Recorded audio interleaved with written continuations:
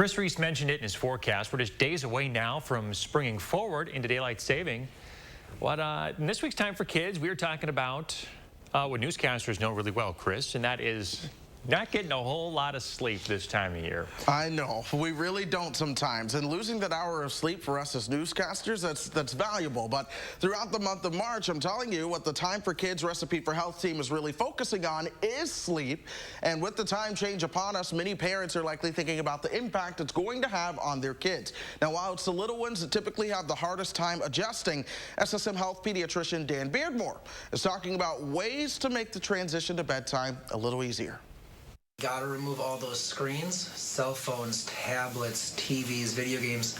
All those bright artificial lights wake our brains up by telling us that there's input. So those have to be taken away and part of that calming routine. And when it's coming here for the time change, the spring forward, just be prepared that there might be a night or two adjustment as the kid is affected by that 1 hour difference. Now, above all, Beardmore says to create a routine about 45 minutes to 1 hour before bedtime. Not only is it going to help with the upcoming time change to run more smoothly, but kids will thrive on that predictability. Of course, our Time for Kids Recipe for Health team is always asking what you want to hear about. So, of course, you can let us know what health topics you're interested in or let us know your family's health story.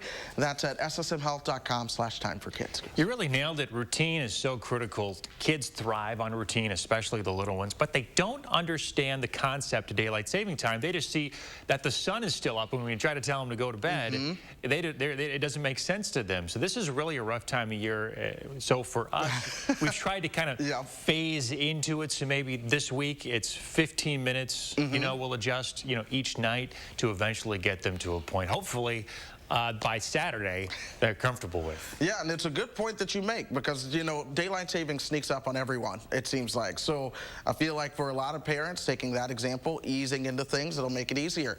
I remember being a kid, if the sun was up, I was not going to bed. Yeah, you don't want to go to bed so when the sun's up. Hopefully, they're less stubborn than I was as a kid. But yeah, it'll be interesting to see how things play out. It certainly will. Thanks, Chris. My pleasure.